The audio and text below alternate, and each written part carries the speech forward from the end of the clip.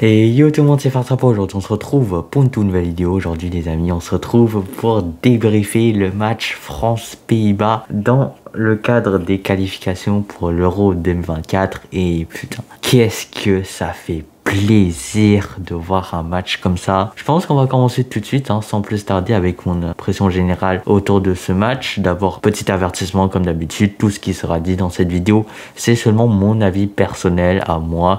J'ai regardé le match, je vais vous dire ce que moi j'en ai pensé, mais bien évidemment, si vous avez un avis différent du mien, n'hésitez surtout pas à me le dire respectueusement dans les commentaires, tranquille. Donc comme j'ai dit, mon impression générale pour ce match, c'est que en toute honnêteté, après avoir vu ce match, en toute sincérité, je suis même pas influencé, je suis même pas biaisé parce que c'est mon pays ou quoi. Je pense sincèrement que l'équipe de France est la meilleure équipe de football du monde en 2023.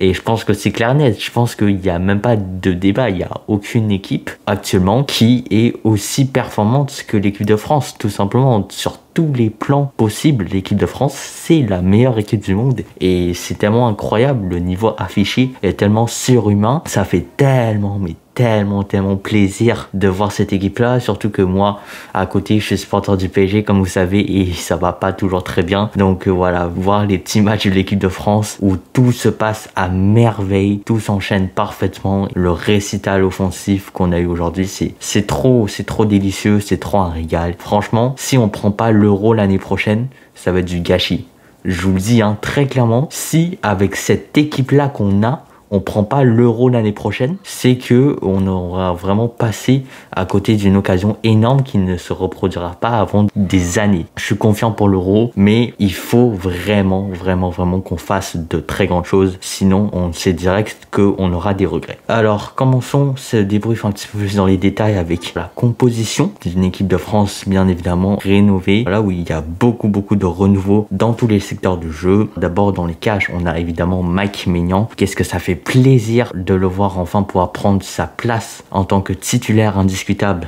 dans les cages. En soi, pour la ligne défensive, on est un petit peu sur la même que lors de la Coupe du Monde. Théo, Upamecano, Konaté, Koundé, juste bien évidemment avec le départ à la retraite de Raphaël Varane. On a une charnière centrale, Konaté et Upamecano, qu'on avait déjà retrouvé lors du premier match de la Coupe du Monde. Donc en soi, c'est pas tant dépaysant que ça. Le milieu de terrain aussi, il est exactement le même que celui de la Coupe du Monde. Tchouaméni, Rabiot, Griezmann, de ce côté-là, ça change pas énormément. Mais pour ceux qui sont des attaquants, vraiment, ça va être totalement différent. On a Kylian Mbappé sur le côté gauche, mais bien évidemment, qui a souvent permuté au centre et tout. Bien évidemment, on sait que c'est un attaquant très mobile. Kingsley Coman à droite, j'étais extrêmement content de voir que Coman prend finalement sa place qui est due. On va y revenir un petit peu plus tard, mais moi, j'ai toujours pensé que Coman méritait plus cette place de titulaire que Ousmane Dembélé. Ça fait super plaisir, bien évidemment, de le voir débuter ce match en tant que titulaire sur l'aile droite, même si on va y revenir un peu plus tard, mais il n'a pas forcément fait un très bon match, et même si il est là uniquement parce que Dembélé est blessé. Et enfin, peut-être la plus grande surprise de ce 11, c'est bien évidemment Randal Kolo Muani, titulaire en buteur, en numéro 9, préféré à Olivier Giroud. Bien évidemment, un choix qui me fait extrêmement plaisir parce que moi, personnellement, dans le foot, je suis quelqu'un qui aime énormément voir les joueurs plus jeunes, même s'il manque un peu d'expérience, etc. Je vais toujours préférer un joueur plus jeune qu'un joueur plus vieux. Et donc, forcément, voir Kolo Muani, ça me fait ultra plaisir. On va enchaîner avec le résumé du match vite fait pour ceux qui ne l'ont pas vu. On a une ouverture du score très rapide de Griezmann dès la 2e minute du match, servi par Kylian Mbappé. Donc direct, rentre très bien dans le match, on se met très bien. Upamecano qui met le break 6 minutes après seulement, donc en 8 minutes on leur a mis un 2-0 sur un coup franc de Griezmann, très bien tiré comme d'habitude. Bon, après ça on a un petit temps fort des Pays-Bas pendant 10 minutes, là il se réveille un peu mais qui n'a finalement mené à rien du tout. Et puis on a Mbappé qui plante le 3e but à la 21e minute, donc quand même 21 minutes, 3-0. Le match, franchement, on s'est mis tellement bien dès le début, c'est assez fou. Franchement, le but de Mbappé, le premier but, c'est un but quand même assez spécial parce que Mbappé, il était laissé totalement seul de la défense, il n'y avait aucun défenseur sur lui. Grâce à une superbe anticipation, moi, franchement, j'attribue ce but à Kolo Muani parce que je pense que c'est lui qui a eu l'intelligence de ne pas prendre la balle et de la laisser directement filer à Mbappé pour qu'il puisse marquer son but et la passe D était donc signée Tchouaméni. Après ça, après le troisième but, la France menait tranquillement le jeu de façon très sereine jusqu'à la fin de la première mi-temps. Parfois on avait la possession, parfois on l'avait pas, mais dans les deux cas, on n'a jamais vraiment tremblé. Les Pays-Bas n'étaient jamais vraiment très dangereux. La rigueur défensive, elle était très présente. En deuxième mi-temps, durant toute la deuxième mi-temps quasiment, on a eu une domination hollandaise, mais bon, c'est amplement normal parce qu'à 3-0 à la mi-temps, au bout d'un moment, c'est un petit peu normal de lâcher un petit peu le pied, mais la France qui tient quand même tranquillement tout au long de cette deuxième mi-temps. On n'a pas trop eu de frissons quand même, on a bien géré défensivement. Après, du coup, il y a eu le remplacement, 67e minute, Diaby qui entre à la place de Coman qui avait fait une superbe accélération quelques minutes plus tôt, mais qui malheureusement ne s'est pas soldé par un but. 10 minutes plus tard, 77e minute, on a eu un triple changement. Giroud qui rentre à la place de Kolo Muani,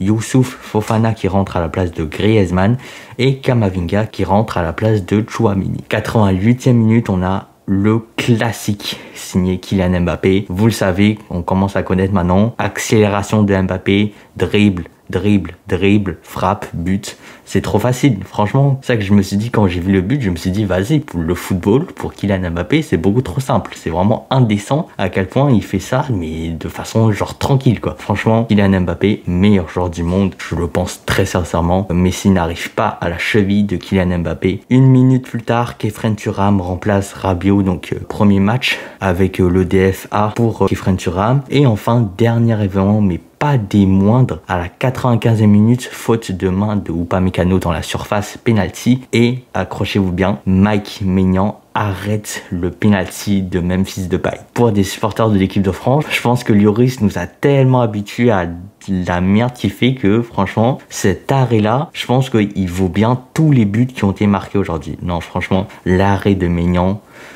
c'était du poulet. Passons à la prochaine section, les tops et les flops. Premier top, comment ne pas mettre Mike Maignan. Je pense que c'est un petit peu sous le coup de l'émotion, mais cet arrêt-là, c'est tellement symbolique en fait. En tant que supporter français, on se rend compte vraiment avec cet arrêt-là qu'on est passé dans une nouvelle ère. C'est la fin de l'ère Lloris et de ses boulettes au péno. Et que vraiment là, maintenant, quand il y aura des pénaltys, on va vraiment avoir une bonne chance raisonnable qu'il soit arrêté. C'est quand même assez fou ça. Tout ça c'est grâce à Mike Maignan qui aura peut-être finalement réussi à faire oublier Lloris en un seul match seulement. Voilà, franchement, donc Mike Maignan qui commence de la meilleure des manières avec ce péno arrêté, avec ce clean sheet là. C'était un match globalement pas trop compliqué pour lui, hein. Il n'a pas eu grand chose à faire mais qu'il a quand même bien géré. Et surtout ce penalty à la fin, je pense que c'est tellement symbolique et ça va tellement lui donner de la confiance et ça va même tellement nous donner de confiance, nous en tant que fans, de se dire que Mike Maignan, maintenant, en équipe de France, on a un gardien qui est capable d'arrêter des pénaux. Mais bon, après, forcément, voilà,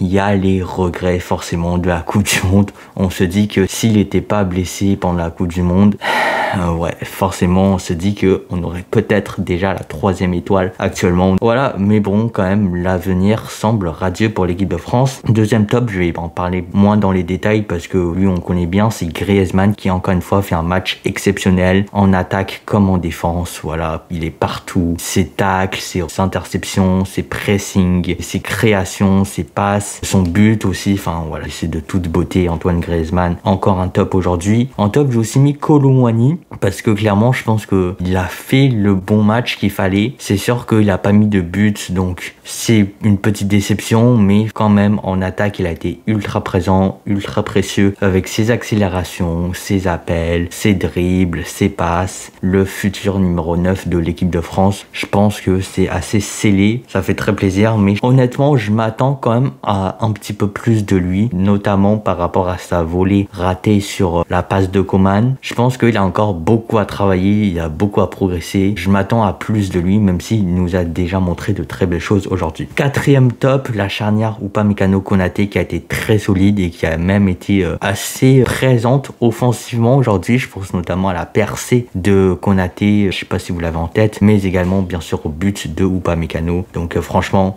l'avenir est sécurisé de ce côté. En fait, on peut même rajouter Maignan. Globalement, la défense, il n'y aura aucun problème. Donc ça fait ultra plaisir.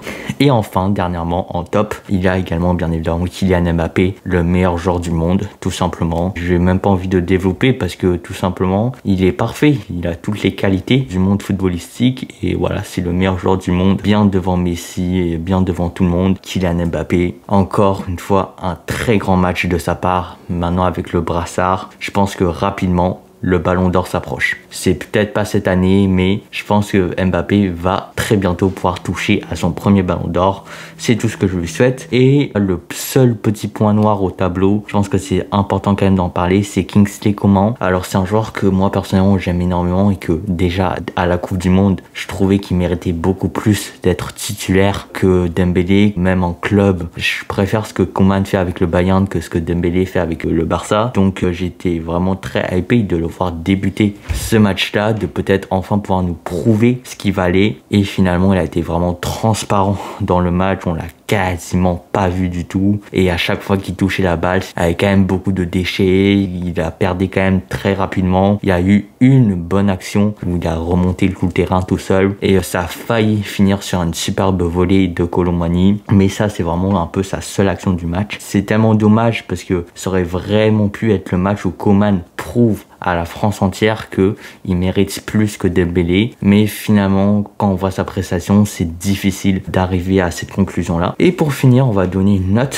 comme d'habitude à tous les joueurs qui ont joué aujourd'hui, enfin tous les titulaires du moins. Mike Maignan, j'ai mis un 8, c'est vraiment sous le coup de l'émotion parce qu'en soi il a pas eu tellement de choses à faire aujourd'hui, mais la seule chose qu'il avait à faire aujourd'hui, bah il a parfaitement bien fait, donc pour moi ça mérite totalement un 8. Franchement, qu'est-ce que je l'aime. Moi j'étais un immense fan de Hugo Lloris, méchant qu'avec Mike Maignan aussi, je vais très rapidement tomber amoureux de lui. Théo Hernandez, un 7.5, j'en ai pas parlé, mais j'aurais très bien pu le mettre dans les tops. Mais c'est que voilà, Théo Hernandez, on sait à quel point c'est un immense joueur, on connaît toutes ses qualités, autant offensives que défensives, et aujourd'hui, il a été excellent comme d'habitude. Upamecano, 6, solide, il a marqué en plus un but, donc ça, toujours par la confiance, ça c'est énorme, pas grand chose à redire. De même pour Konaté, aussi un 6, exactement le même constat, très solide, et l'avenir en défense centrale de l'équipe de France s'annonce très très belle. Koundé, un 5, à l'image de Coman, on l'a quasiment pas vu du match, que ce soit dans le bon ou dans le mauvais, hein. Il a pas fait de grosses conneries, mais il a pas vraiment fait de choses remarquables non plus, donc un 5 parce que c'est un peu la note moyenne. Chouameni aussi un 5, Chouameni peut-être un joueur décevant plutôt aujourd'hui, on l'a quasiment pas vu. Il a quand même quelquefois bien défendu, mais globalement on sent qu'on est dans une période très difficile pour Chouameni et on espère vraiment qu'il va pouvoir se relever et revenir plus fort. Griezmann un 7, j'en ai déjà parlé, donc on va directement passer au suivant. Rabiot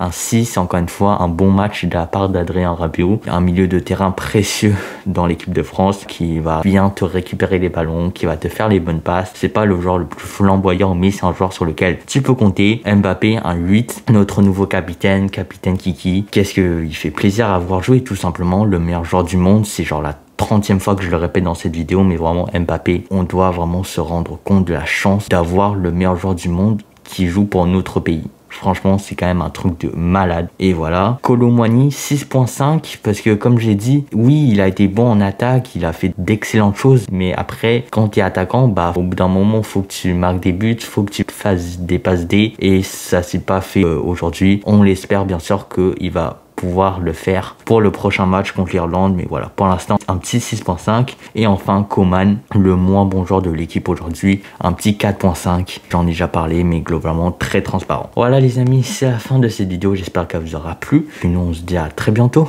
pour de nouvelles vidéos. Salut tout le monde, c'était Farzapa, plus à la prochaine. Allez, ciao.